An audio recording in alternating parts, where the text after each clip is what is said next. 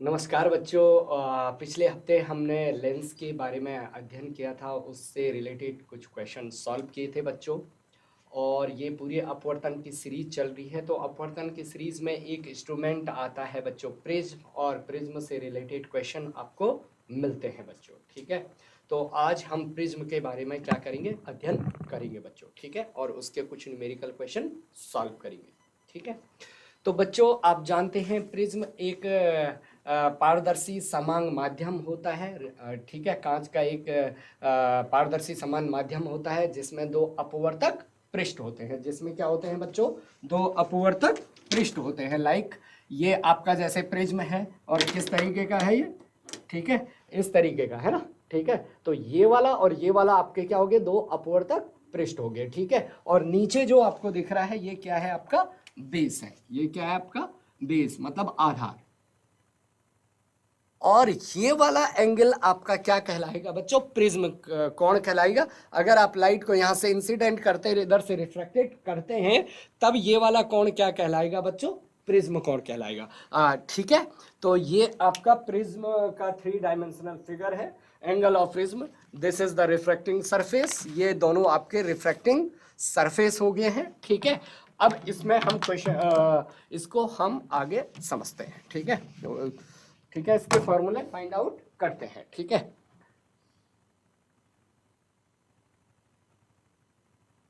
Okay, like a prism, ये आपका prism. ठीक है, और यहां पर मैंने नॉर्मल ड्रॉ किया है। आपतित किरण मैंने यहां पर आपतित की है बच्चों। ठीक है, दिस इज आपतित किरण। ये क्या है, आपकी आपतित किरण, आपतित किरण। ओके बच्चों, आपतित किरण क्या होगा, ये माध्यम माना वायु है और ये कांच का बना हुआ है। ठीक है, तो ये रेयर से डेंसर में जाएगी तो नॉर्मल की तरफ क्या हो जाएगी बच्चों, बैंड हो जाएगी। ये क्या होगी, नॉर्मल की तरफ बैंड हो जाएगी। ओके, ठीक है, अब यहां पर भी सपोज दैट आप नॉर्मल खींचते हो, ये इस पृष्ठ पर भी आपने क्या अभिलंब खींचा। ओके, तो प्रकाश की किरण डेंसर से रियर में जाएगी तो नॉर्मल से दूर हट जाएगी, है ना। ठीक है, अच्छा, इस कोण को बोलते हैं आपतन कोण, इसको आई से डिनोटेट करते हैं। ठीक है, और ये आपका अपवर्तन कोण, इसको बोल दिया मैंने R1। ठीक है बच्चों, ये अपवर्तन कोण, इसको बोल दिया मैंने R1। और ये सपोज दैट इसको बोल दिया मैंने कि ये इंसिडेंट एंगल है यहां पर, ये इस सरफेस के लिए R2। तो बच्चों ये हो गया निर्गत कोण, एंगल ऑफ इमर्जेंस, इसको डिनोटेट कर रहा हूं मैं E से। E क्या हो गया आपका, निर्गत कोण, निर्गत कोण। अब सुनना बात को, कि हो सकता है तुम्हारी किताब में ये I1 और ये I2 लिखा गया हो, कोई प्रॉब्लम नहीं है बच्चों। ठीक है, ओके, तो अब आपने क्या किया कि नॉर्मल ड्रॉ किया इस पर। सपोज दैट ये N, और यहां पर ये सरफेस कोई भी नाम दे दूं मैं, तो इसको पीछे बढ़ाया आपने, ये दो यहां पर मिले बच्चों। अच्छा हाँ, इसमें जो प्रिज्म एंगल है बच्चों, प्रिज्म एंगल कौन सा है आपका, prism angle A। This is the prism angle बच्चों, ये क्या है आपका, प्रिज्म एंगल है। ठीक है, इज इट क्लियर। अब क्या करेंगे आप कि आपका, तुम्हें देखना है कि डेविएशन कितना हुआ है। आप देखना चाह रहे हो कि डेविएशन कितना हुआ है बच्चों, तो इसको मैं थोड़ी सा और टिल्ट कर देता हूं। ठीक है, ये आपतित किरण, ठीक है, तो डेविएशन कितना हुआ है, तो आप क्या करेंगे, आपतित किरण को और निर्गत किरण को, आपतित किरण को बढ़ाइए आप आगे, जैसे इसको आप आगे बढ़ाएंगे ना, तो ये बढ़ जाएगा लाइक दैट। आपतित किरण को सीधा बढ़ा दिया और निर्गत किरण को भी आपने पीछे बढ़ा दिया, सीधा ये निर्गत किरण को भी आपने पीछे बढ़ा दिया। तो बच्चों आपतित किरण अपने रास्ते से कितनी विचलित हुई, देखो समझो जरा बात को। आपतित किरण अपने रास्ते से कितनी विचलित हुई, यही तो बताएगा। तो ये वाला जो एंगल है ये विचलन कोण कहलाता है बच्चों, और किससे डिनोटेट करते हैं इसको, डेल्टा से। तो ये वाला कोण जो कहलाएगा वो क्या कहलाएगा, विचलन कोण, कि आपतित किरण अपने मार्ग से कितना विचलित हो गई है, दैट इज द विचलन कोण, एंगल ऑफ डेविएशन। क्या कहलाता है बच्चों, ये एंगल ऑफ डेविएशन। ठीक है, ओके, अब हमने इस एंगल ऑफ डेविएशन, इस कांच के रिफ्रैक्टिव इंडेक्स में क्या बताना है, संबंध स्थापित करना है। मान लो कांच का रिफ्रैक्टिव इंडेक्स, हम मान लेते हैं कांच का रिफ्रैक्टिव इंडेक्स म्यू है, कि जो प्रिज्म का अपवर्तनांक है ये क्या है आपका, म्यू है। मान लो प्रिज्म का अपवर्तनांक क्या है बच्चों, म्यू है। ठीक है, अब इसको सॉल्व करो। ठीक है, तो सबसे पहले आपका ये एंगल आपको समझ में आ गया। अब मुझे निकालना है बच्चों ये वाला एंगल। जरा ध्यान देना, ये वाला एंगल कितना होने वाला है बच्चों, ये वाला एंगल देखो, इसको हटा के मैं इधर बना रहा हूं। मान लो कि इसका नाम दे दिया मैंने यहाँ पर P, यहां पर Q और यहां पर मैंने R दे दिया, नामकरण कर दिया, कोई दिक्कत नहीं है। P में देखो बच्चों, P में एक लाइन ये और एक लाइन ये, देखो ये वाली लाइन और ये वाली लाइन दोनों ड्रॉ कर दी मैंने, और ये लाइन देखो ये R1 है। अब देखो ये जो है ये 90 डिग्री है, तो ये क्या हो जाएगा बच्चों, ये कितना हो जाएगा आपका, अच्छा सॉरी, ये और ये टोटल जो है, ये टोटल है बच्चों आपका, देखो ये कोण कितना था आपका, ये कोण आपका आपतन कोण है। देखो ये लाइन और ये लाइन, ये कोण कितना है, आपतन कोण, और ये है आपका R1, तो ये वाला कोण कितना हो जाएगा, I माइनस R1 होगा कि नहीं होगा। अरे बात समझ में आ रही है, शीर्षाभिमुख कोण है ना, तो ये और ये, तो ये कोण I है, तो ये वाला कोण R1 दिया है अपवर्तन कोण, तो ये वाला कोण क्या हो जाएगा, I माइनस R1, तो ये वाला कोण हो जाएगा आपका I माइनस R1। थोड़ी खिचड़ी बन गई, कोई बात नहीं, ठीक है, I माइनस R1। इसी प्रकार से यहां पर Q पर देखो बच्चों, ये तो P पॉइंट पर था, इसी प्रकार से Q पॉइंट पर देखिए आप, Q पॉइंट पे ये सीधी लाइन है बच्चों, ये सीधा लाइन है। ठीक है, तो ये और ये, ठीक है, और ये जो आपका ये वाला एंगल है, this is the emergence angle. Okay, अच्छा इन दो लाइन को, ये वाली लाइन और ये वाली लाइन, इसको बनाने की जरूरत नहीं, जस्ट 1 मिनट वेट। ठीक है, ये वाली लाइन, ये वाली लाइन और ये वाली लाइन, और यहां पर जो ये R है, तो ये है आपका R2, और ये जो था ये आपका E है बच्चों, इमर्जेंट एंगल। ठीक है, और ये पॉइंट R है, तो ये कितना हो जाएगा बच्चों, ये हो जाएगा E माइनस R2। मतलब मेरा बोलने का मतलब ये है कि ये वाला जो कोण है ये क्या है, E माइनस R2। ठीक है, खिचड़ी बन गई, कोई बात नहीं। समझ में आ रही बात क्या किया हमने, अरे बात समझ में आ रही है। देखो ये वाला और ये वाला दोनों एंगल, ठीक है, और ये बीच से काट रहा है, ये इमर्जेंट एंगल, तो शीर्षाभिमुख कोण, ये सारा का सारा इमर्जेंस एंगल होगा। ये R2 है, तो ये क्या हो जाएगा, E माइनस R2, ये वाला क्या हो जाएगा, E माइनस R2। ठीक है, तो बस आपने कर दिया इसके काफी कॉन्सेप्ट, तो अब आपको ये अप्लाई करना है। ठीक है, अब आपको क्या करना है बच्चों, ये अप्लाई करना है। तो देखो डेविएशन एंगल, विचलन कोण, डेल्टा क्या है बच्चों, ए क्या है, प्रिज्म कोण है, एंगल ए क्या है, प्रिज्म कोण। ठीक है, म्यू क्या है, प्रिज्म का अपवर्तनांक, एन भी ले सकते हो आप, प्रिज्म का अपवर्तनांक।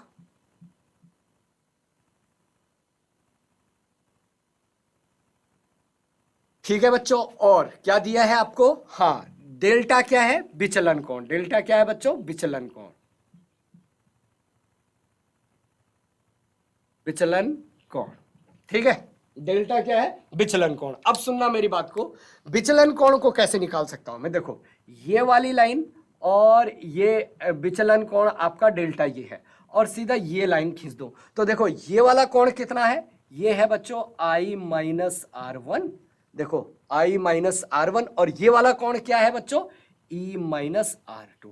तो विचलन कोण डेल्टा इज इक्वल टू, ये बहिष्कोण दो अंतः कोणों के योग के बराबर, तो ये विचलन कोण डेल्टा इज इक्वल टू क्या होगा बच्चों, delta is equal to I minus R1 और प्लस दूसरा क्या हो गया, E माइनस R2।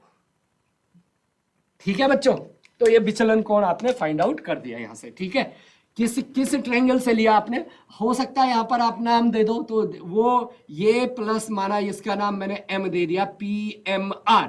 PMR में डेल्टा इज इक्वल टू क्या हो जाएगा बच्चों, दो अंतः कोणों का योग, I minus R1 plus E minus R2। ठीक है, तो यहां से मैं विचलन कोण की वैल्यू निकाल सकता हूं। तो विचलन कोण बराबर कितना हो गया, डेल्टा इज इक्वल टू, देखो आई और ई को एक साथ लिखो, आई प्लस ई और माइनस, दोनों से माइनस कॉमन कर दिया तो R1 प्लस R2।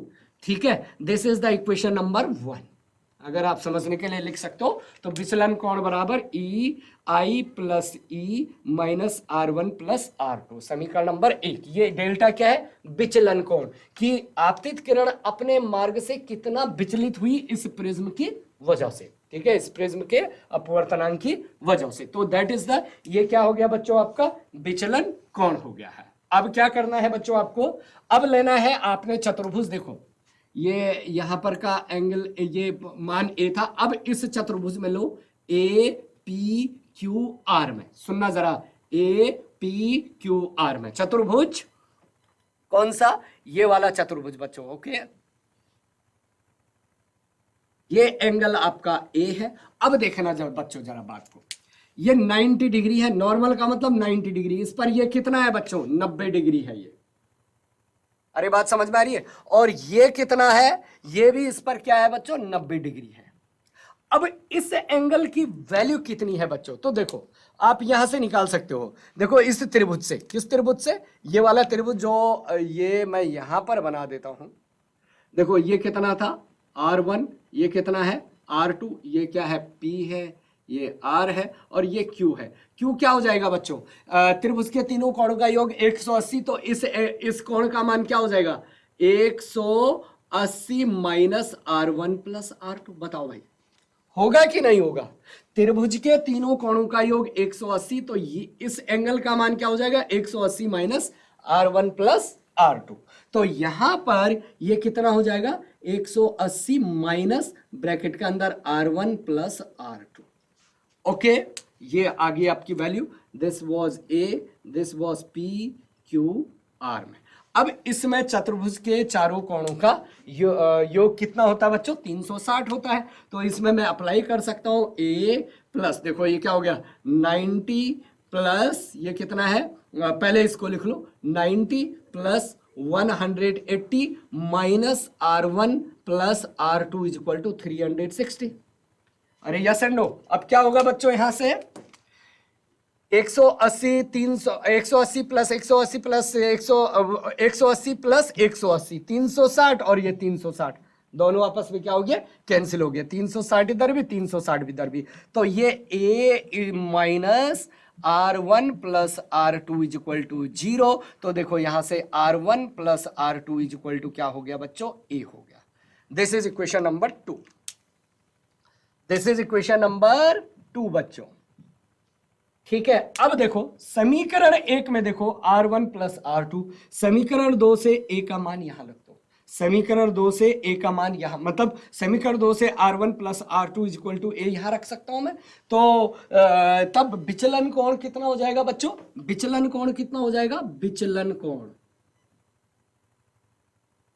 विचलन कोण डेल्टा इज इक्वल टू कितना आ जाएगा, वैल्यू रख दो यहां पर, ये तो I प्लस ई तो रहेगा ही रहेगा, I plus E minus R1 plus R2 की जगह पर क्या हो गया बच्चों, A हो गया है। तो this is equation number 3।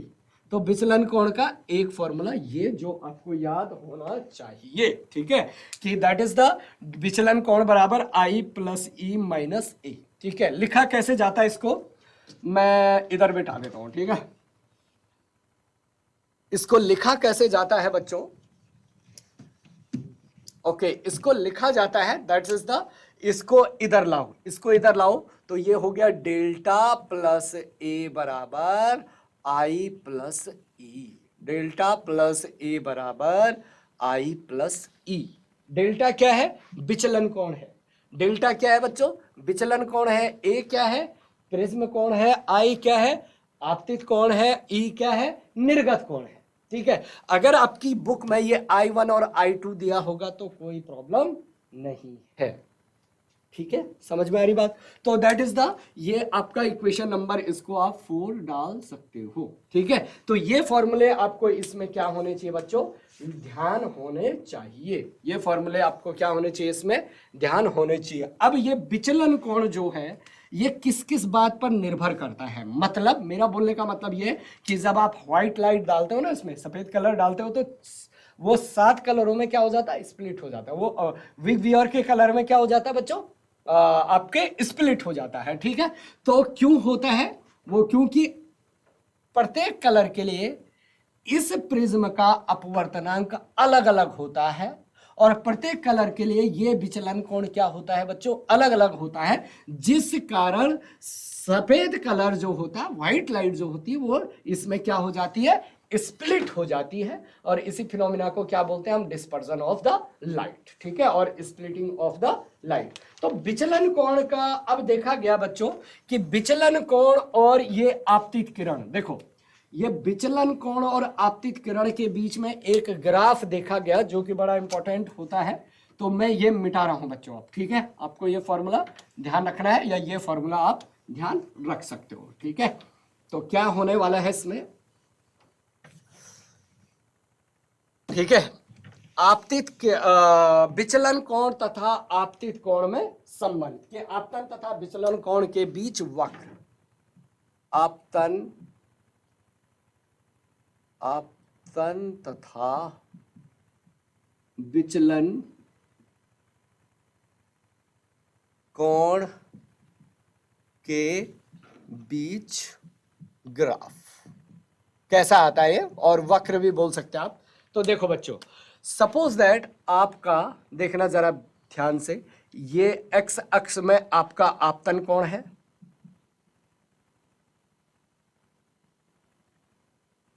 Okay I, और वाई एक्स में आपका डेविएशन एंगल है, विचलन कोण, विचलन कोण, ये वाला मतलब वाई एक्स में आपका विचलन कोण है। तो बच्चों जो ग्राफ देखा गया है इसका, जो ग्राफ देखा गया है आपका इसका, तो ग्राफ आपका लाइक ऐसा आता है, ओके, इस प्रकार का इसका ग्राफ देखा गया है। मतलब इसका मतलब क्या हुआ बच्चों, देखो यहां पर आपका 0 था, देखो इस अक्ष में आपका आपतन कोण बढ़ रहा है, और इस अक्ष में आपका नीचे से ऊपर जाने पर विचलन कोण बढ़ रहा है। तो देखो पहले जब आप आपतन कोण को बढ़ा रहे हो तो विचलन कोण क्या हो रहा है बच्चों, घट रहा है, घट रहा, घट रहा, घट रहा, घट रहा। यहां पर मतलब इस आपतन कोण के लिए आपका विचलन कोण क्या हो गया, मिनिमम हो गया, न्यूनतम हो गया। उसके बाद आपतन कोण बढ़ रहा है तो विचलन कोण फिर बढ़ना स्टार्ट हो जा रहा है। समझ में आ रही बात, आपतन कोण बढ़ रहा है, देखो क्या हो रहा है, आपतन कोण, देखो जब आप आपतन कोण को बढ़ा रहे हैं, माना ये 10 डिग्री, ये 20 डिग्री, ये 30 डिग्री, ये मान लिया 40 डिग्री, ये 50 डिग्री, मान लो ये 60 डिग्री एंड सो ऑन। तो आपका जब 0 डिग्री आपतन कोण था, आपका डेविएशन एंगल मतलब विचलन कोण ये था। तो बच्चों जैसे आपने 10 डिग्री किया, विचलन कोण आपका घट गया, जैसे आपने 20 डिग्री किया, विचलन कोण आपका ये हो गया, जैसे आपने 30 डिग्री किया, विचलन कोण आपका ये हो गया, जैसे आपने 40 डिग्री आपतन कोण किया, विचलन कोण आपका क्या हो गया बच्चों, न्यूनतम हो गया।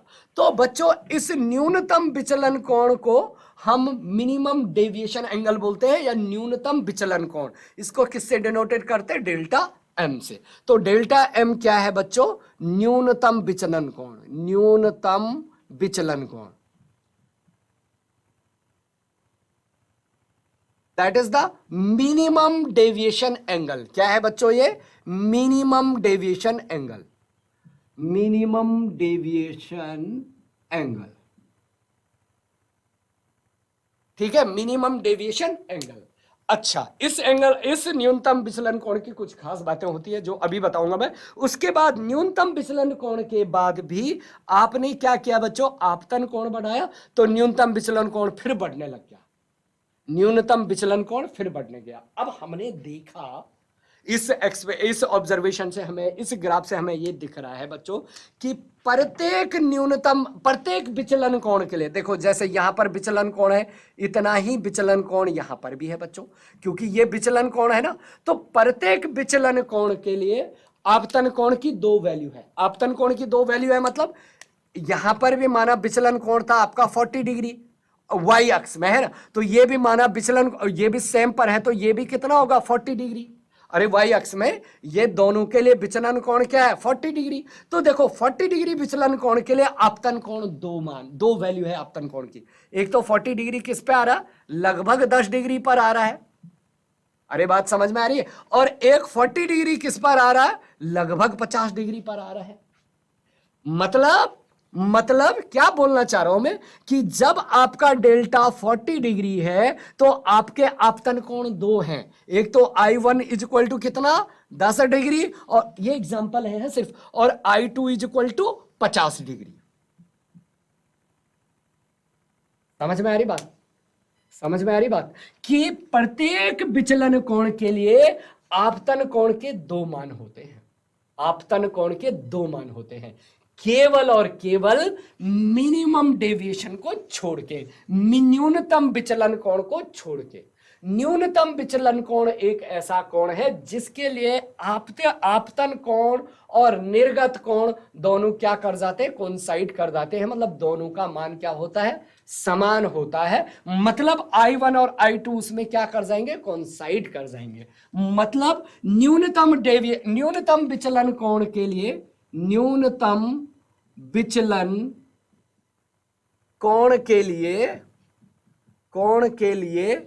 कोण के लिए आपतन कोण का केवल एक मान होता है, एक मान होता है। या आप ऐसे भी बोल सकते हैं I1 और I2 कोइंसाइड कर जाते हैं, I1 और I2 क्या कर जाते हैं बच्चों, कोइंसाइड कर जाते हैं। ठीक है, ओके, समझ में आई बात।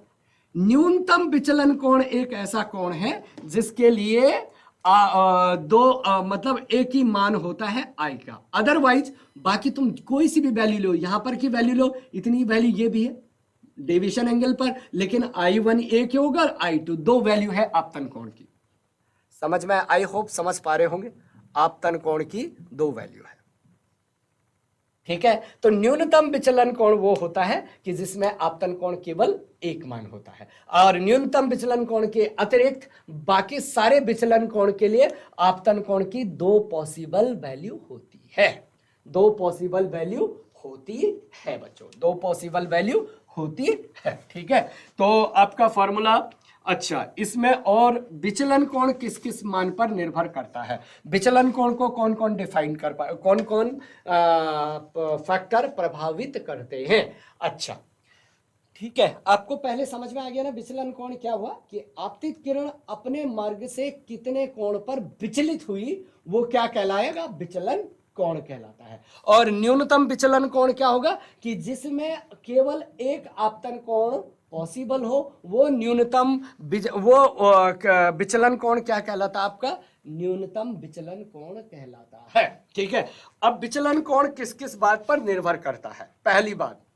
कि ये जो विचलन कोण है बच्चों, ये किस किस बातों पर निर्भर करता है। फर्स्ट, अगर कांच का, देखो ये सारी फिनोमिना कहां हो रहा है, इसमें हो रहा है ना, अरे ये सारे फिनोमिना इसमें हो रहे हैं, प्रिज्म में हो रहे हैं।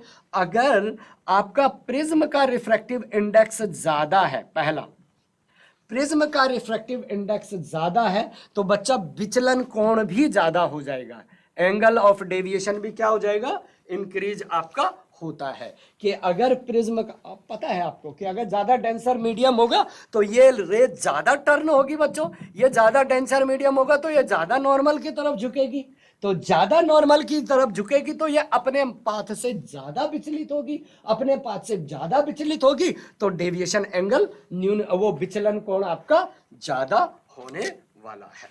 ठीक है, ओके बच्चों। दूसरा फैक्टर आपका कि प्रकाश की तरंग दैर्ध्य पर निर्भर करता है, प्रकाश की तरंग दैर्ध्य पर क्या करता है बच्चों, निर्भर करता है। अगर सेकंड पॉइंट, अगर प्रकाश की तरंग दैर्ध्य बढ़ गई बच्चों तो न्यूनतम विचलन कोण क्या हो जाता है, घट जाता है। नीचे का एरो मतलब घटना, न्यूनतम विचलन कोण क्या हो जाता है, घट जाता है। कि प्रकाश की तरंग दैर्ध्य अगर बढ़ती है तो विचलन कोण घटता है बच्चों। इसीलिए बच्चों, इसीलिए यही रीजन है,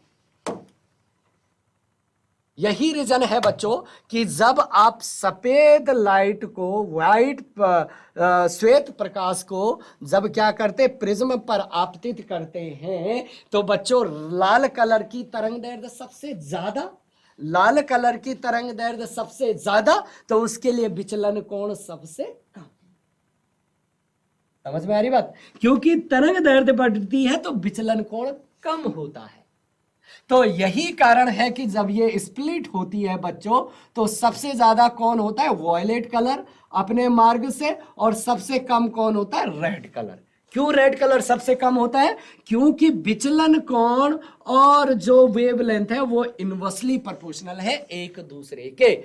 वेवलेंथ बढ़ेगा तो विचलन कोण घटेगा। रेड कलर की तरंग दैर्ध्य सबसे ज्यादा, रेड कलर की तरंग दैर्ध्य सबसे ज्यादा किससे? वॉयलेट से। इसलिए रेड कलर के लिए जो डेविएशन एंगल है विचलन कोण है वो कम होता है वॉयलेट कलर के विचलन कोण से। समझ पा रहे हो इस बात को?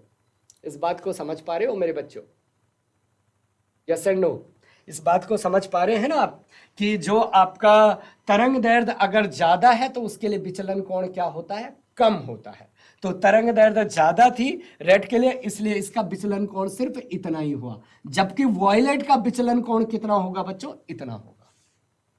समझ में आ रही बात? ये रेड कलर का विचलन कोण था और सॉरी ये कौन सा था? वॉयलेट कलर का विचलन कोण था। वॉयलेट कलर का विचलन कोण ज्यादा क्यों? क्योंकि उसकी तरंग दैर्ध्य कम है। और रेड कलर का विचलन कोण कम क्यों? क्योंकि उसकी तरंग दैर्ध्य ज्यादा होती है बच्चों। उसकी तरंग दैर्ध्य क्या होती है? ज्यादा होती है। समझ में आई बात?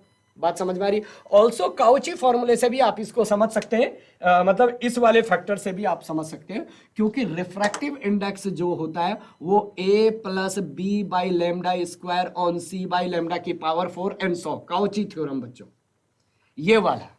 तो देखो अगर तरंग दैर्ध्य बढ़ी, देखो तरंग ये फॉर्मूला है बच्चों आप हायर क्लासेस में पढ़ोगे, रिफ्रैक्टिव अपवर्तनांक बराबर a कांस्टेंट है प्लस b कोई कांस्टेंट है upon lambda square plus c upon lambda की पावर 4 एंड सो ऑन।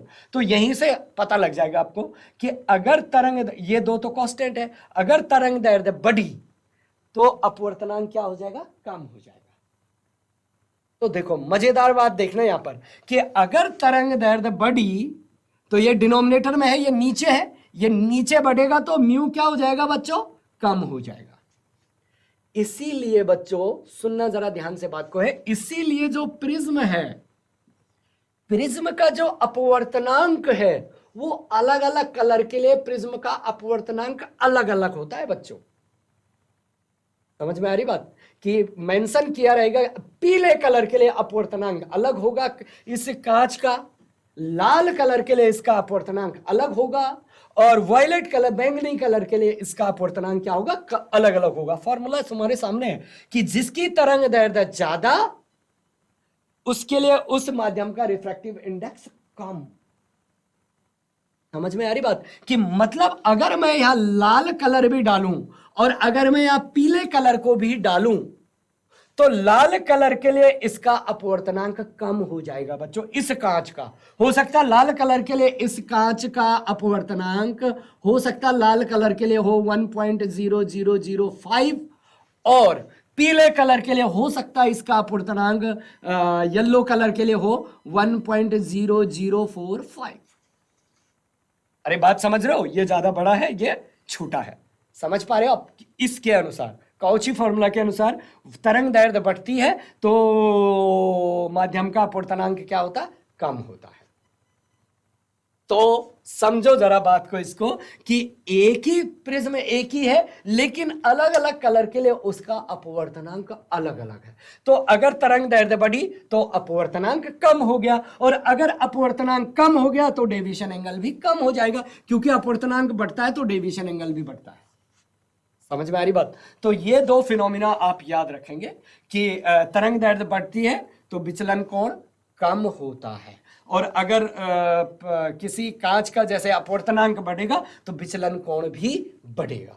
ठीक है, लेकिन अलग अलग कलर के लिए इस कांच का विचलन कोण अपवर्तनांक अलग अलग हो सकता है। ठीक है, अच्छा पहली चीज। दूसरी चीज बच्चों कि अगर इसमें व्हाइट आप लाल कलर भी डाल लें, पीला कलर भी डाल लें, बैंगनी कलर भी डाल लें, तो अलग अलग कलर के लिए इसका जो प्रकाश की चाल इसमें होगी वो स्लाइटली अलग अलग होती है। ऑल्दो उसका फर्क बहुत ज्यादा नहीं पड़ता है, लेकिन फिर भी लाल कलर किसी और स्पीड से भागेगा इसमें, वायलेट कलर किसी और स्पीड से भागेगा, रेड कलर और आपका बैंगनी कलर किसी और स्पीड से इसमें भागेगा।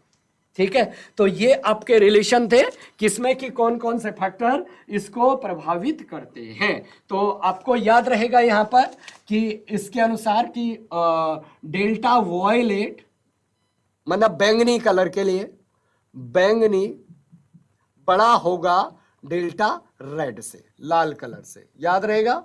यही कारण है कि स्प्लिट ऐसे होता है विग बियोर में, है ना, आर सबसे ऊपर और वॉयलेट सबसे नीचे। ठीक है बच्चों, क्योंकि वॉयलेट के लिए विचलन कोण सबसे ज्यादा और लाल के लिए विचलन कोण सबसे कम। ठीक है, याद रहेगा। अब इस पर क्वेश्चन हम सॉल्व करेंगे, तब आपको एकदम क्लियर कट इसके बारे में आइडिया आएगा बच्चों। ठीक है, ओके। ऑल्दो इसमें और बहुत कुछ है बच्चों बचा हुआ बताने के लिए। ठीक है, कि पतले लेंस के लिए तो सबसे पहले एक सिंपल सा क्वेश्चन सॉल्व करते हैं, उसके बाद आगे बढ़ते हैं प्रिज्म में। कि ये आपका प्रिज्म, ओके बच्चों, ये प्रिज्म कोण ए, ठीक है, और प्रिज्म कोण ए दिया है आपको 60 डिग्री और प्रिज्म का रिफ्रैक्टिव इंडेक्स दिया है √3, ओके, और यहां पर ये नॉर्मल और इंसिडेंट एंगल आपको दे दिया है ये 60 डिग्री। तो आपको पूछा गया है इसमें, और चारों तरफ वायु है बच्चों, चारों तरफ क्या है, वायु है। आपको पूछा गया है बच्चों कि निर्गत कोण का मान, निर्गत कोण का मान तथा न्यूनतम विचलन कोण का मान होगा, विचलन कोण का मान होगा तथा न्यूनतम विचलन कोण का मान होगा। ठीक है, तो मतलब आपको क्या निकालना है, निर्गत एंगल और क्या न्यूनतम विचलन कोण का मान कि delta M, that is the minimum deviation angle. तो बच्चों ऑप्शन है आपके, ठीक है, ऑप्शन ए 60-60, ऑप्शन बी है आपका 60-30 डिग्री में है ये, है ना, ऑप्शन सी आपका 30-60 और ऑप्शन डी है आपका नन ऑफ दीज, इनमें से कोई नहीं। ओके, तो दैट्स करो तो इसको फटक से सॉल्यूशन कैसे करोगे। हाँ बच्चों, तो एक मैं कर लेता हूं, उसके बाद आप इसको सॉल्व कर सकते हैं। ठीक है बच्चों, तो ऑल दो आप अपवर्तन, प्रकाश का अपवर्तन पढ़ रहे हैं बच्चों, प्रिज्म भी तो प्रकाश का अपवर्तन कर रहा है, एक मीडियम से दूसरे मीडियम, दूसरे से तीसरे मीडियम, है ना, तो स्नेल का लॉ तो फॉलो होने ही वाला है। ठीक है, तो कैसे करने वाले हैं आप इसको, तो यहां पर लाइट आपतित किरण रियर से गई डेंसर में, सॉरी हाँ रियर से डेंसर में गई तो नॉर्मल की तरफ झुक जाएगी। ठीक है, सपोज दैट ये वाला कोण है आपका R1, मतलब क्या बोलेंगे इसको, अपवर्तन कोण। तो बिंदु ए, इसको मान लिया मैंने बिंदु ए, बिंदु ए पर स्नेल के नियम से क्या होने वाला है बच्चों, स्नेल के नियम से बिंदु ए पर स्नेल का नियम लगाने पर, स्नेल का नियम लगाने पर क्या होगा बच्चों, लगाने पर कैसे लगाते हैं स्नेल का लॉ, इस माध्यम का अपवर्तनांक, वायु का अपवर्तनांक क्या होगा भाई, n1 = 1, तो इस अच्छा n1 = 1, इस माध्यम का अपवर्तनांक मतलब वायु का अपवर्तनांक 1, इसका साइन एंगल, साइन कितना है बच्चों, sine 60 degree is equal to इस माध्यम का अपवर्तनांक कितना है, इस माध्यम का अपवर्तनांक √3, प्रिज्म है ना, प्रिज्म का अपवर्तनांक कितना है √3 और इसका एंगल तो साइन इसका R1। तो देखो ये साइन 60 की वैल्यू क्या होती है बच्चों, √3/2, यस 1 तो 1 ही रहेगा, is equal to √3 into sine R1। तो देखो √3 से √3 मर गया, sine R is equal to कितना आ गया 1/2, और 1/2 किसका मान होता है, ये साइन 30 का, ओके, तो R is equal to R1, sorry है R1 है ये R1, तो R1 इज इक्वल टू कितना हो गया बच्चों 30 डिग्री। मतलब ये कोण निकल गया आपका 30 डिग्री। R1 कितना आ गया आपका 30 डिग्री। ओके बच्चों, अब देखो यहां पर ये बिंदु बी पर अपवर्तन का कोण ये वो लगाइए आप, ठीक है। अगेन स्नेल का लॉ लगाए, सबसे पहले एक नॉर्मल खींचिए और बच्चों नॉर्मल खींचेंगे तो आप अपवर्तन का कोण यहां पर बी बिंदु पर, माना पॉइंट इसका नाम दे देता हूं मैं बी, ठीक है बच्चों। तो देखो यहां पर मान लिया जाए इस टाइम इंसिडेंट एंगल R2 है, आप I2 भी ले सकते हो, कोई प्रॉब्लम नहीं है। इंसिडेंट एंगल R2 है, तो क्या होने वाला है बच्चों ओके, क्या होने वाला है बच्चों इसमें ध्यान से देखो कि यहां पर देखो, यहां पर क्या होने वाला है, स्नेल का लॉ लगाओ बिंदु बी पर स्नेल के नियम लगाने पर। अब क्योंकि लगाऊंगा तो मुझे एक एंगल तो पता होना चाहिए ना कि अच्छा हाँ ये लाइट जब डेंसर से रियर में जाएगी तो नॉर्मल से दूर हट जाएगी, ये पता है आपको। अब इस एंगल के बारे में पता होना चाहिए मुझे। तो देखो बच्चों ये वाला एंगल तो हम निकाल चुके हैं, ये एंगल कितना है 30 डिग्री। अब देखो ये 90 डिग्री था तो ये वाला कितना हो गया 60 डिग्री, है ना। तो भाई ये 60 और ये 60, ये कितना हो जाएगा बच्चों 60 60 120 और प्लस अगेन ये 60 60 हो जाएगा, क्योंकि त्रिभुज के तीनों कोणों का योग 180 होता है। अब देखो ये नॉर्मल है बच्चों, इस पर ये नॉर्मल है, ये 60 दिया है तो ये भी कितना हो जाएगा 30 डिग्री। अरे ये नॉर्मल है ना 90 डिग्री, तो ये कितना हो जाएगा बच्चों R2 कितना हो जाएगा 30 डिग्री।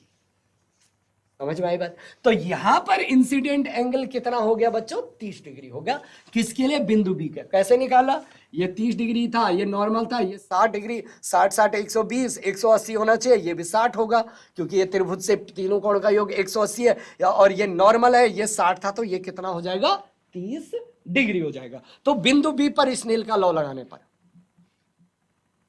बिंदु बी पर स्नेल का लॉ लगाने पर, स्नेल का नियम लगाने पर क्या होगा प्यारे बच्चों, ठीक है। तो कितना होगा बच्चों, ये होगा आपका, देखो इसका रिफ्लेक्ट अभी डेंसर से रियर में जा रही है लाइट है, डेंसर से रियर में जा रही है। अरे बात समझ में आ रही, डेंसर से रियर में जा रही है तो इसका रिफ्रैक्टिव इंडेक्स कितना है बच्चों, कांच का रिफ्रैक्टिव इंडेक्स √3 इंटू इसका एंगल कितना है sin R2 है, sin R2 है ना, sin R2 है यहां पर। तो sin R2 कितना है, मैं सीधा लिख रहा हूं sin 30, sin R2 sin 30 is equal to वातावरण का रिफ्रैक्टिव इंडेक्स 1, क्योंकि वातावरण में क्या है वायु है, इनटू इसका एंगल, माना ये एंगल आपका E है तो this is the sine E। तो क्या हो गया √3 और sin 30 की वैल्यू कितनी होती है भाई 1/2 is equal to sine E। अरे वाह, तो ये कितना हो गया बच्चों √3/2 is equal to sine E, और √3/2 किसका मान होता है साइन में, साइन 60 का होता है, तो √3/2 इज इक्वल टू साइन 60। अरे यस समझ में आ रही बात। तो आपका एंगल कितना, मतलब ये कैसे लिखूंगा मैं, इसको लिख सकता हूं मैं sine E is equal to, इसको पहले लिख लिया इज इक्वल टू √3/2 किसका है साइन 60 की वैल्यू होगी, तो E इज इक्वल टू क्या हो गया 60 डिग्री। तो इमर्जेंट एंगल आपका कितना हो गया बच्चों, इमर्जेंट एंगल आपका हो गया है 60 डिग्री, मतलब निर्गत। अरे वाह गजब की बात है, ये भी 60 डिग्री ये भी 60 डिग्री, समझ में आ रही बात। आपतन कोण भी 60 डिग्री था, निर्गत कोण भी 60 डिग्री था, पक्का ये इसके पैरेलल समांतर होने वाला है, ठीक है बच्चों। तो ये हो गया आपका 60 डिग्री बच्चों। ओके, अब आपको दूसरा क्या निकालना था, इसमें क्या फाइंड आउट करना था बच्चों दूसरा, इसमें दूसरा आपको minimum deviation angle find out करना था। क्या करना था, मिनिमम सॉरी डेविएशन एंगल जो भी है वो फाइंड आउट करना था। मैं इसको मिटा दूं, ये बात समझ में आएगी, इसको मिटा दूं बच्चों, यस एंड नो। ओके, इसको मिटाऊंगा, उसके बाद आपको क्वेश्चन सॉल्व करने हैं, ठीक है। ओके, तो मिनिमम सॉरी डेविएशन एंगल का जो फॉर्मूला है आपका, डेविएशन एंगल का फॉर्मूला क्या था बच्चों, विचलन कोण के लिए विचलन कोण फाइंड आउट करना था। विचलन कोण के लिए क्या है I + E - A, यही था ना विचलन कोण का फॉर्मूला, यस और नो? तो ये कितना हो गया, ये विचलन कोण बराबर आई, आई कितना था 60 प्लस ई कितना है 60, अरे वाह, और माइनस ये कितना है प्रिज्म कोण भी 60 है, तो कितना हो गया ये डेविएशन एंगल भी 60 डिग्री। ये मिनिमम डेविएशन नहीं है बच्चों, है ये मिनिमम डेविएशन नहीं है। ओके, तो दैट इज द, ये है आपका विचलन कोण, ये क्या है बच्चों आपका विचलन कोण, और विचलन कोण भी कितना आ गया 60 डिग्री, इसमें विचलन कोण भी आ गया। तो जो भी आपका आंसर था ऑप्शन में, वो आपका ऑप्शन क्या होगा बच्चों, करेक्ट होगा। समझ में आ रही बात? तो ऐसे फिर इसके बाद आप करेंगे क्वेश्चन को सॉल्व बच्चों, ठीक है। ओके, प्रिज्म के अब जो फॉर्मूले आने वाले हैं बच्चों, वो पतले प्रिज्म के आने वाले हैं। कौन से? कि पतले प्रिज्म के। पतले प्रिज्म का मतलब जिसमें प्रिज्म कोण क्या हो, बहुत कम हो बच्चा, ठीक है।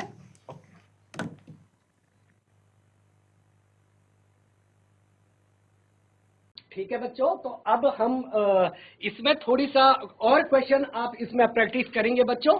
तो एक क्वेश्चन आप इसको प्रैक्टिस करेंगे इसमें, ठीक है, कि माना ये प्रिज्म है, ठीक है, that is the question, prism है, यहां पर जो इंसिडेंट रे आपने डाली, आप इसको खुद सॉल्व करेंगे बच्चों। ये नॉर्मल है, यहां पर इंसिडेंट रे है 45 डिग्री, ठीक है, और इस प्रिज्म का जो अपवर्तनांक है, रिफ्रैक्टिव इंडेक्स, वो n इज इक्वल टू √2 है, ठीक है बच्चों। इस प्रिज्म का अपवर्तनांक है n इज इक्वल टू √2 है, और इंसिडेंट कोण, आपतन कोण जो है वो आपका 45 डिग्री है।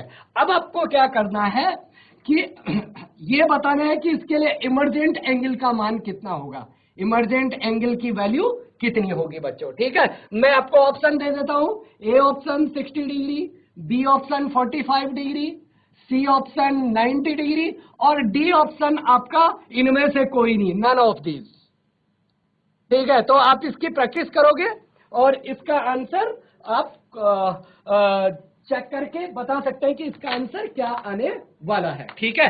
तो देखना तो क्या इसका आंसर 90 डिग्री आएगा, तो आप इसको चेक करके बता सकते हैं, ठीक है। तो अब हम थोड़ी सा प्रिज्म के और आगे बढ़ते हैं। तो प्रिज्म पर हमने क्या कर दिया था बच्चों, कुछ न्यूमेरिकल क्वेश्चन सॉल्व किए। अब हम पतले प्रिज्म की बात करते हैं कि पतले प्रिज्म के लिए क्या फॉर्मूला क्या होने वाला है, ठीक है। तो मैं इसको मिटा रहा हूं, ठीक है। तो पतले प्रिज्म के लिए रिफ्रैक्टिव इंडेक्स अपवर्तनांक में और उसके प्रिज्म कोण पर प्रिज्म कोण की क्या संबंध होता है। पतला प्रिज्म मीन्स ये एंगल ए आपका क्या है बच्चों, छोटा है। ये एंगल ए जब आपका छोटा होगा तो ये बहुत फ्लैट होगा, ये बहुत मतलब ये सीधा स्ट्रेट लाइन टाइप का होगा। तो इसमें जो भी आपतन कोण और परावर्तन कोण होने, अपवर्तन कोण होने वाले हैं बच्चों, ये आपके छोटे छोटे आने वाले हैं। आपतन कोण और अपवर्तन कोण आपके क्या आने वाले हैं, छोटे छोटे आने वाले हैं। तो मान लो कि इस प्रिज्म का रिफ्रैक्टिव इंडेक्स है n, आप म्यू भी इसको ले सकते हैं। तो सरफेस फर्स्ट पर देखो, सरफेस फर्स्ट, ये सरफेस फर्स्ट है, ये सरफेस सेकंड है। सरफेस फर्स्ट पर प्रिज्म, सरफेस फर्स्ट पर स्नेल का लॉ लगाने पर क्या होगा, माना ये वातावरण है बच्चों, तो ये वातावरण है, इसका रिफ्रैक्टिव इंडेक्स n है। तो यहां पर क्या होगा, वातावरण का रिफ्रैक्टिव इंडेक्स इनटू इसका एंगल साइन i, ठीक है, इज इक्वल टू इसका refractive index n into sine r1। तो यहां से कांच का रिफ्रैक्टिव इंडेक्स मतलब प्रिज्म का रिफ्रैक्टिव इंडेक्स क्या हो जाएगा बच्चों, sine i upon sign r1, ठीक है बच्चों। अब क्योंकि ये प्रिज्म बहुत पतला है, बहुत पतला होने के कारण ये फ्लैट होगा। ये फ्लैट होने के कारण बच्चों इंसिडेंट एंगल और रिफ्रैक्टेड एंगल बहुत कम होते हैं। तो जब ये दोनों कम होंगे तो इसको मैं कैसे लिख सकता हूं, I/R1, क्योंकि जब कोण आपके बहुत छोटे होते हैं तो साइन आई क्या हो जाएगा बच्चों, आई की तरफ टेंड करेगा, साइन R1 किसकी तरफ टेंड करेगा, R1 की तरफ। तो ये क्या हो जाएगा, रिफ्रैक्टिव इंडेक्स, कांच इस प्रिज्म का रिफ्रैक्टिव इंडेक्स बराबर I इंटू R1। यहां से मैं I की वैल्यू निकाल दूं, I इज इक्वल टू ये इधर आएगा रिफ्रैक्टिव इंडेक्स इंटू R1। अगर आपने पहले म्यू लिया था यहां पर तो आप म्यू ले सकते हो, कोई प्रॉब्लम नहीं है। सिमिलरली बच्चों, जब आप यहां पर सपोज दैट ये चले गया, ये नॉर्मल खींचा, यहां पर सेकंड सरफेस पर आप अगर इस फॉर्मूले को लगाओगे तो इससे आपका इमर्जेंट एंगल ई जो आएगा, सिमिलरली बच्चों क्या होगा उसमें कि सेकंड मीडियम का रिफ्रैक्टिव इंडेक्स ये angle and that go to this side, तो क्या हो जाएगा बच्चों, सिमिलरली इसी प्रकार से सेकंड सरफेस पर हम यही फॉर्मूला अप्लाई कर रहे हैं, स्नेल का लॉ अप्लाई कर रहे हैं, तो E इज इक्वल टू क्या हो जाएगा, N into R2। E is equal to क्या हो जाएगा बच्चों, N into R2।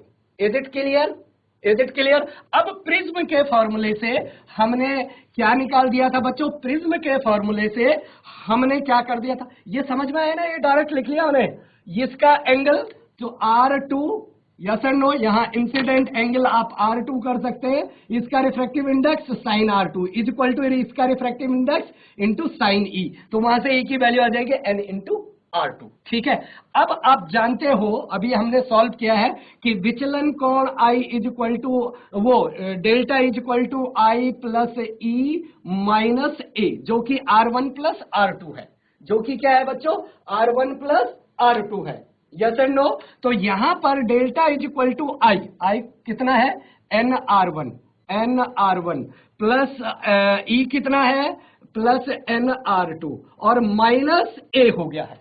Is it clear, is it clear बच्चों। तो यहां से मैं क्या कर दूं, न्यू को N को कॉमन कर सकता हूं, तो ये हो गया R1 plus R2 minus A, ये A क्या है, प्रिज्म कोण है। यहां से अभी हमने जो सॉल्व किया था प्रिज्म में, वहां पर हमने क्या कर दिया, क्या निकाला था बच्चों, R1 plus R2 is equal to क्या था, A था, R1 plus R2 is equal to A था, यहां पर वैल्यू रखो, तो विचलन कोण बराबर कितना हो गया, विचलन कोण, दूसरा फॉर्मूला, विचलन कोण बराबर दैट इज द कितना हो गया बच्चों, ये N A माइनस A, यहां से क्या हो गया, delta is equal to A common कर दो तो N माइनस 1 इंटू A।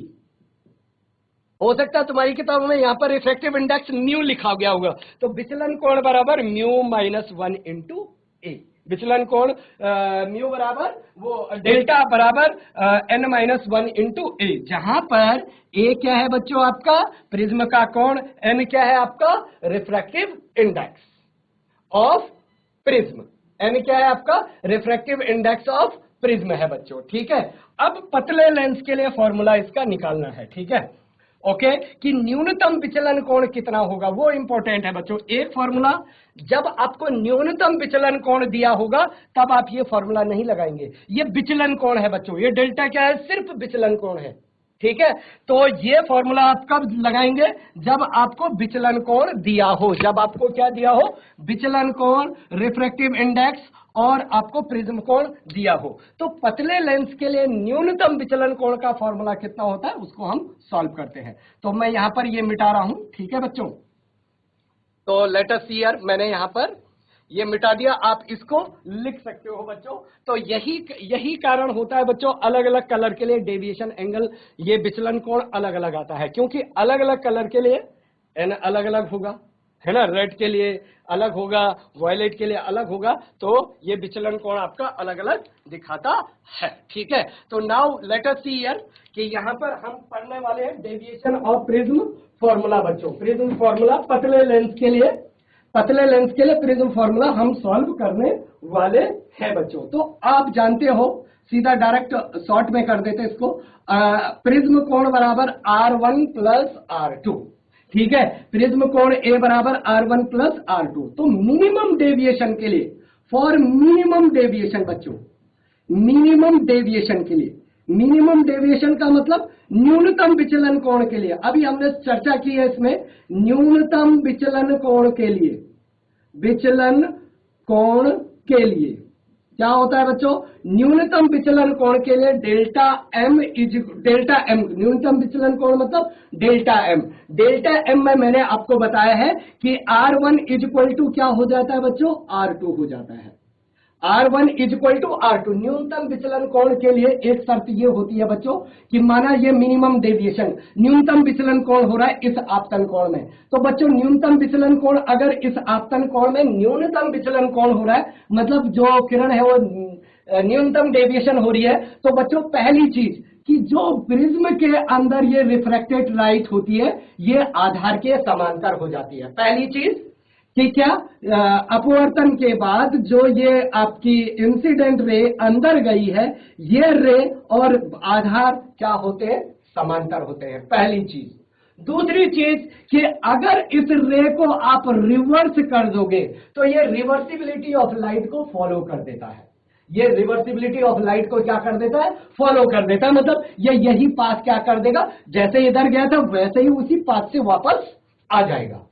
ठीक है बच्चों, तो उसी पाथ से वापस आ जाएगा। तो इस कंडीशन में क्या होता कि जो ये R1 और R2 होते हैं ये दोनों सेम होते हैं। तो यहां पर R1 is equal to R2, तो दोनों को क्या ले सकता हूं मैं, R ले सकता हूं। उसके बाद इस वैल्यू को अगर मैं यहां रखूं तो प्रिज्म कोण A बराबर क्या हो जाएगा, ये R1 और R2 को भी R रखो तो ये क्या हो जाएगा, A is equal to 2R हो गया। तो यहां से R इज इक्वल टू क्या हो गया बच्चों, A/2 हो गया।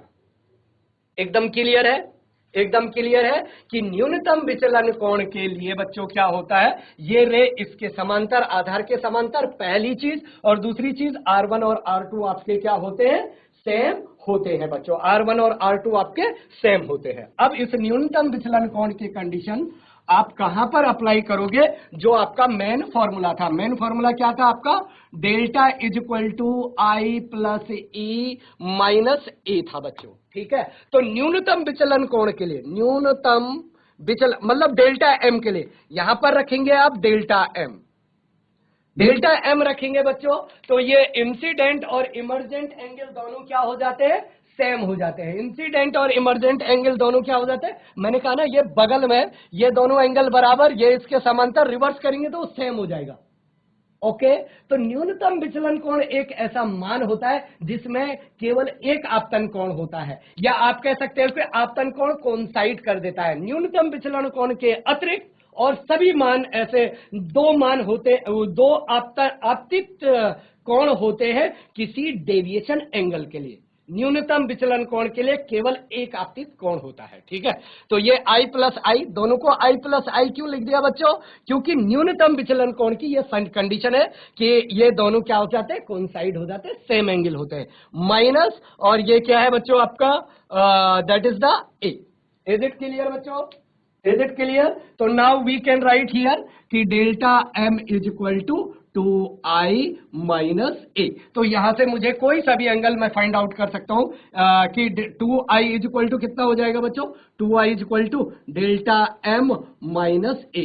तो I इज इक्वल टू कितना हो जाएगा बच्चों, delta M minus A divided by 2। तो ये इंसिडेंट एंगल आपका कितना आ गया बच्चों, इंसिडेंट एंगल आपका आ गया है कुछ गड़बड़ हुआ, यस कुछ गलत तो नहीं हुआ है, ये माइनस, अच्छा ये माइनस है, ये माइनस 2I।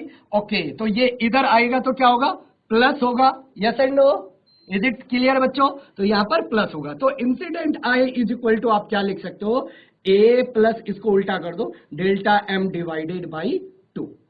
दिस इज आपतित कोण, किसके लिए, पतले लेंस के लिए, मिनिमम डेविएशन पर, सिर्फ एक कंडीशन पर, पहला तो पतला लेंस और दूसरा क्या, मिनिमम डेविएशन पर। ओके, मिनिमम डेविएशन पर, मिनिमम डेविएशन पर आपका ये हो जाता है। अब आप स्नेल का लॉ कहीं पर भी अप्लाई कर सकते हो कि आपने प्रिज्म पर स्नेल का लॉ लगाने पर क्या होने वाला है बच्चों, माना आपका ये प्रिज्म था मिनिमम डेविएशन के लिए आपतित, आपने इस सरफेस पर ये एंगल ले लिया आपतन कोण, और ये रिफ्रैक्ट होके ये इंसिडेंट रे, ये रिफ्रैक्टेड रे, तो ये R आपका रिफ्रैक्शन एंगल हो गया। तो क्या होगा बच्चों, यहां पर स्नेल का लॉ लगाएंगे आप, तो वातावरण आपका क्या, 1 into sine I is equal to इसका refractive index N into sine R। तो यहां से N is equal to refractive index is equal to क्या हो गया बच्चों, sine I upon sine R। Is it clear, sine I upon sine R। अब यहां पर वैल्यू आप पुट कर दो बच्चों, साइन I की वैल्यू मतलब ये वैल्यू पुट कर दो, तो कितना हो गया, A plus delta M divided by 2 whole divided by sine R बच्चों, और साइन R की वैल्यू ये पुट कर दो, साइन A बाई 2। तो बच्चों ये फॉर्मूला क्या आ गया है, देखो रिफ्रैक्टिव इंडेक्स का फॉर्मूला आ गया है। ये कांच के अपवर्तनांक का फॉर्मूला आ गया है। लेकिन आप इसको कब अप्लाई करोगे? आप इसको तब अप्लाई करोगे जब आपको न्यूनतम विचलन कोण दिया हो। अगर आपको कोई विचलन कोण दिया है तब आप इसको अप्लाई नहीं कर सकते हैं। ठीक है बच्चों, तो एक फॉर्मूला आपका पहले क्या आया था, एक डेविएशन एंगल डेल्टा, वो delta is equal to n-1 into A. यहां से भी आप अपवर्तनांक निकाल सकते हैं कांच का, लेकिन ये कब है? जब आपको विचलन कोण दिया है। ठीक है, और ये कब है? जब आपको न्यूनतम विचलन कोण दिया है। न्यूनतम विचलन कोण समझ रहे हो ना बात को? ये डेल्टा, ये आपका इंसिडेंट एंगल। तो न्यूनतम विचलन कोण एक वो मान जहां पर केवल एक वैल्यू होती है आपतन कोण की।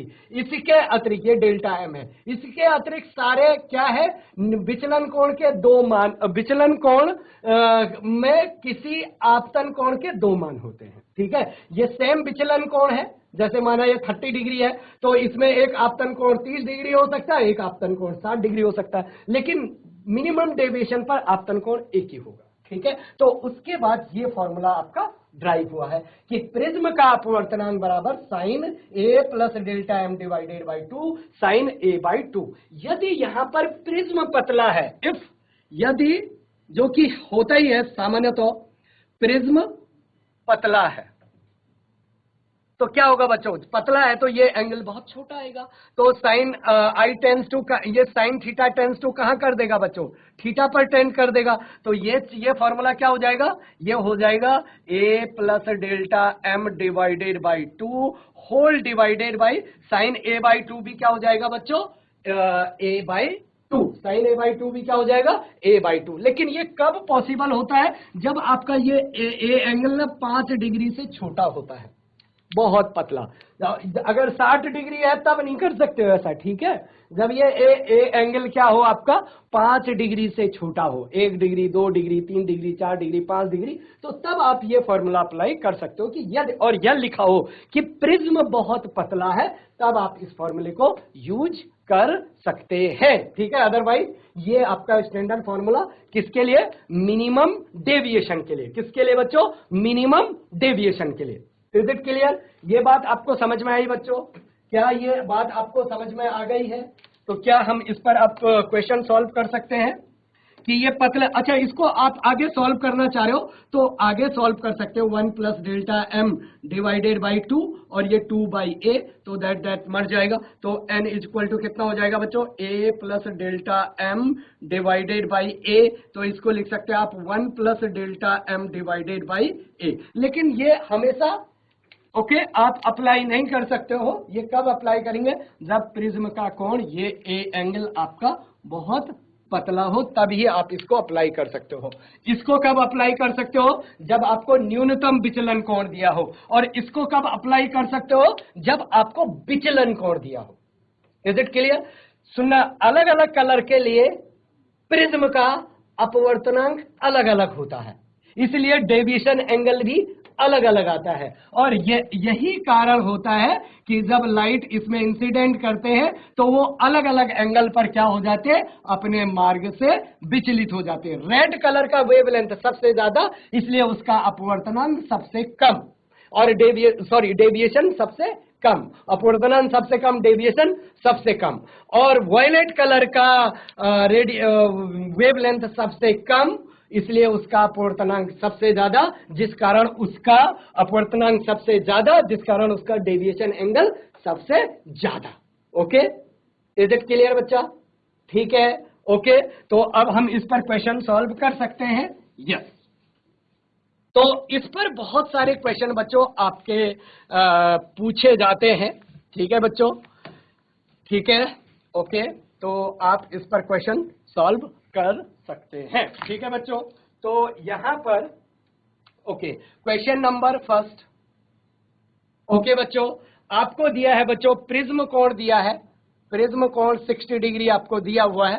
ठीक है, और आपको न्यूनतम विचलन कोण दिया है, न्यूनतम विचलन कोण, न्यूनतम विचलन कोण बच्चों आपको दिया है 30 डिग्री।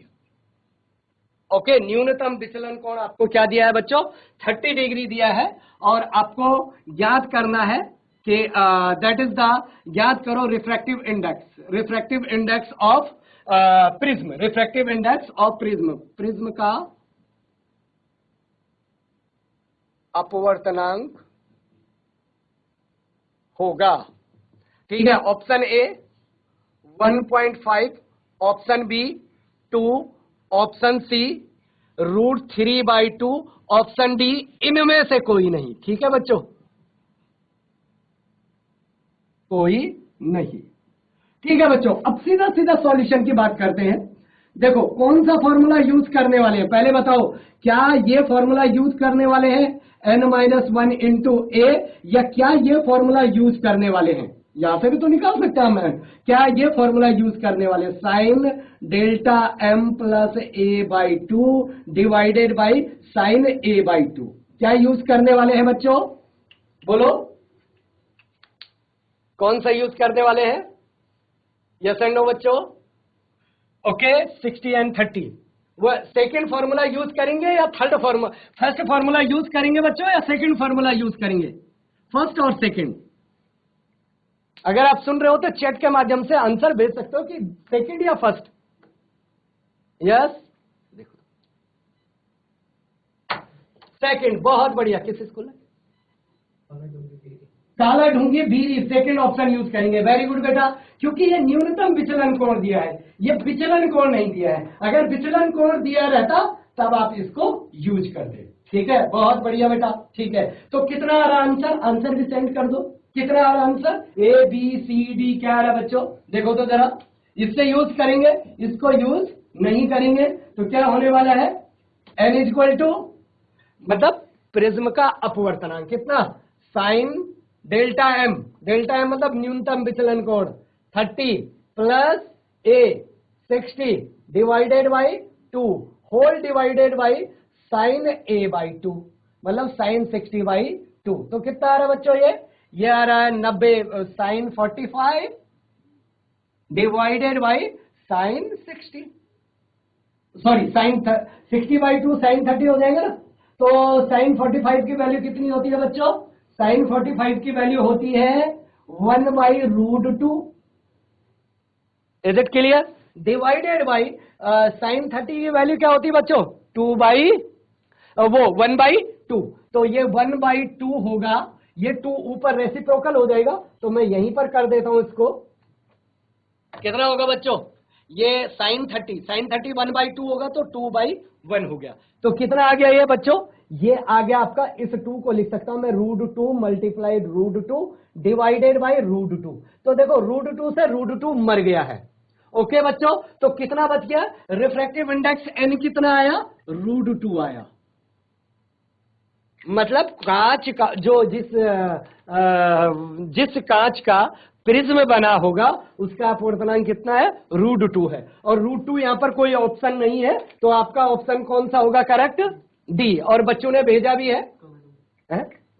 काला डूंगी ऑल्सो सेंड द आंसर कि that is the option D, is it clear बच्चों, that is the option D. अब मेरा प्रश्न आपसे एक है कि अगर मान लिया जाए, सुनो, रिफ्रैक्टिव इंडेक्स निकालना है तो लाइट भेजनी पड़ेगी, है ना बच्चा, तो माना इस टाइम हमने लाल कलर भेजा था, इसमें क्या भेजा था बच्चों, लाल कलर भेजा था, लाल रंग भेजा था, और ये फिनोमिना हुआ, उसका रिफ्रैक्टिव इंडेक्स n √2 आ गया। अब सोच के बोलना है, सोच के बोलना बच्चा, ठीक है, काला डूंगी। तो बच्चों अगर मैं लाल कलर की जगह पर बैंगनी कलर को यूज करूं, बैंगनी रंग को यूज करूं, तो बताओ कि प्रिज्म का अपवर्तनांक कांस्टेंट रहेगा, या प्रिज्म का अपवर्तनांक बढ़ जाएगा, या प्रिज्म का अपवर्तनांक घट जाएगा,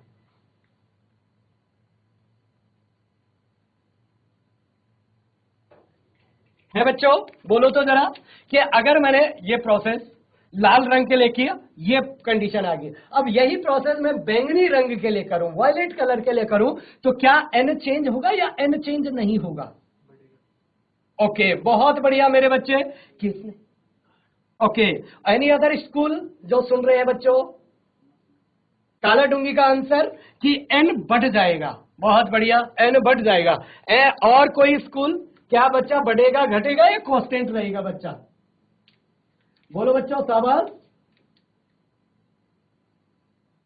यस, ओके बच्चा, ठीक है, ये आपका बढ़ जाएगा। और बच्चों आपको लग रहा होगा कि इसमें क्या चेंज हुआ कि ये बढ़ जाएगा, ये तो सब कांस्टेंट है। बच्चों कांस्टेंट तो ये है, प्रिज्म का कौन कांस्टेंट है? ये कांस्टेंट नहीं है, मिनिमम डेविएशन कांस्टेंट, ये कांस्टेंट नहीं था बच्चों। न्यूनतम विचलन कोण अलग अलग कलर के लिए ये चेंज हो जाएगा बच्चों, ये चेंज हो जाएगा तो ये वैल्यू चेंज हो जाएगी, ये वैल्यू चेंज हो जाएगी तो 100% ये वैल्यू क्या हो जाएगी? चेंज हो जाएगी। तो न्यूनतम विचलन कोण आपका क्या परिवर्तित होने के लिए होने के कारण आपका क्या हो जाएगा? रिफ्रैक्टिव इंडेक्स भी कांच का क्या हो जाएगा? चेंज हो जाएगा। पहला क्वेश्चन ये हो गया। दूसरा क्वेश्चन बच्चों कि कांच में ज्यादा स्पीड किसकी होगी, बैंगनी कलर की या लाल कलर की? कांच में प्रिज्म से ज्यादा तेजी से कौन भागेगा, बैंगनी कलर भागेगा या लाल कलर भागेगा? बोलो, स्पीड किसकी होगी बच्चों? मोर स्पीड किसकी होगी बच्चों? बोलो बच्चों, ज्यादा स्पीड किसकी होगी बच्चों? हाँ, काला डूंगी सकते हो तो।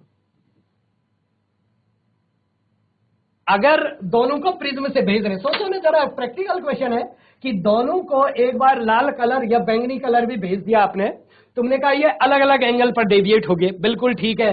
ये भी बोल दिया कि यार बैंगनी कलर के लिए जो अपवर्तनांक है वो ज्यादा है लाल कलर से, ठीक है। दूसरा बोल दिया कि डेविएशन एंगल बैंगनी के लिए लाल कलर से ज्यादा है, बिल्कुल ठीक है। मेरा तीसरा प्रश्न ये है कि ज्यादा तेजी से प्रिज्म के अंदर से कौन भागेगा, वॉयलेट भागेगा या रेड भागेगा? बोलो बच्चा, शाबाश, यस यस बच्चों, वॉयलेट, वॉयलेट तेजी से भागेगा, सोच के बता। काला ढूंगी बेटा, वॉयलेट तेजी से भागेगा। अच्छा सोच पहले, वॉयलेट के लिए ये प्रिज्म क्या है बच्चों? ये डेंसर मीडियम, ज्यादा घना है। वॉयलेट बैंगनी कलर के लिए प्रिज्म ज्यादा घना है, तो क्या वॉयलेट आसानी से भाग पाएगा? और रेड के लिए ये प्रिज्म क्या है? थोड़ी सी कम घना है, मतलब वॉयलेट के लिए इसका अपवर्तनांक ज्यादा है वॉयलेट कलर के लिए, और लाल के लिए इसका अपवर्तनांक कम है। तो बच्चा आसानी से कौन भागेगा? घने जंगल में ज्यादा तेजी से भागेंगे या दूर दूर वाले जंगल में ज्यादा तेजी से भागेंगे? दूर दूर वाले जंगल में भागेंगे ना ज्यादा तेजी से। तो मतलब इसमें रेड कलर की स्पीड क्या होगी बच्चा? ज्यादा होगी, और वॉयलेट कलर के लिए लाइट की स्पीड क्या होगी बच्चा? कम होगी। क्या आप मेरी बात समझ पा रहे हैं? काला ढूंगी, yes and no? Yes, red की स्पीड ज्यादा होगी और वॉयलेट के लिए स्पीड क्या होगी बच्चा? कम होगी। मतलब यहां पर वेलोसिटी ऑफ रेड कलर ज्यादा होगी वेलोसिटी ऑफ वॉयलेट कलर से। एकदम क्लियर है? देखो, first question, second question, third question पूछे गए हैं बच्चों, ठीक है। क्वेश्चन बना देता है, ये सब चीज बना देगा, दो पार्ट बना देगा इसका, और लास्ट में बोलेगा किसका रिफ्रैक्टिव इंडेक्स ज्यादा है, किसका डेविएशन एंगल ज्यादा है, कौन इसमें ज्यादा भाग पाएगा। ठीक है, लास्ट क्वेश्चन, फ्रीक्वेंसी, आवृत्ति पर क्या प्रभाव पड़ेगा? आवृत्ति मान लिया जाए दोनों की आवृत्ति पर कोई प्रभाव पड़ेगा? हालांकि आपको पता है कि वायलेट कलर की आवृत्ति विग बियोर में, जिसका वेवलेंथ ज्यादा, उसकी फ्रीक्वेंसी कम, उसकी एनर्जी कम। तो वायलेट कलर की फ्रीक्वेंसी ज्यादा होती है, रेड कलर की फ्रीक्वेंसी कम होती है, मतलब आवृत्ति। तो बैंगनी कलर की आवृत्ति ज्यादा, रेड कलर की आवृत्ति कम। ठीक है, तो आवृत्ति भी क्या चेंज होगी? मैंने आपको पहले बताया था कि वेवलेंथ अंदर जाने पर किसी भी कलर की वेवलेंथ डेंसर मीडियम में जाएगा तो कम होगा। वेवलेंथ अगर कम हो रहा है तो क्या आवृत्ति पर भी फर्क पड़ेगा? वायलेट कलर की आवृत्ति अगर यहां मतलब आप समझो कि 10 टू द पावर 14 हर्ट्ज है, तो अंदर जाके क्या चेंज होगी या नहीं होगी चेंज? बताओ तो जरा। आवृत्ति चेंज होती है अगर एक माध्यम से दूसरे माध्यम में जाते हैं तो? Yes and no? Yes and no student? कुछ भेजा? आवृत्ति परिवर्तित होगी अगर लाइट का लाल कलर यहां से यहां जा रहा है, तो लाल कलर की आवृत्ति परिवर्तित होगी बच्चों? सोचो। नहीं। ओके, काला ढूंढ। हाँ, काला डूंगी की आवृत्ति चेंज नहीं होगी। बहुत बढ़िया बच्चों, बिकॉज क्योंकि वो किस पर निर्भर करता है, वो आपकी निर्भर करता है सोर्स पर। वो आपके किस पर निर्भर करता है बच्चों? सोर्स पर। ठीक है, तो हाँ बच्चों, आज का समय यहीं पर समाप्त होता है। और ये हफ्ता जो हम मना रहे हैं बच्चों, तो ये साइंस डे वीक के रूप में, विज्ञान दिवस के, विज्ञान सप्ताह दिवस के रूप, सप्ताह के रूप में मना रहे हैं बच्चों। तो आप समझते हैं कि 28 फरवरी नेशनल साइंस डे होता है बच्चों। सीवी रमन ने हमारा जो रमन इफेक्ट की खोज की थी, प्रकाश के परिकिरण से संबंधित उन्होंने नियम दिया था, जो कि वाइब्रेशनल स्पेक्ट्रम से रिलेटेड है बच्चों। तो उनके इस जिस दिन उन्होंने ये नियम पब्लिश किया था, मतलब ये पीपुल में ये डिमोस्ट्रेट किया था या पेटेंट कराया था, तो वो किया था उन्होंने 28 फरवरी 1928 को। तो उसी दिवस के रूप में हम क्या मनाते हैं? साइंस डे मनाते हैं बच्चों। तो ऑल द बेस्ट, खुश रहे, आनंदित रहे, बिंदास रहे, वेल डन।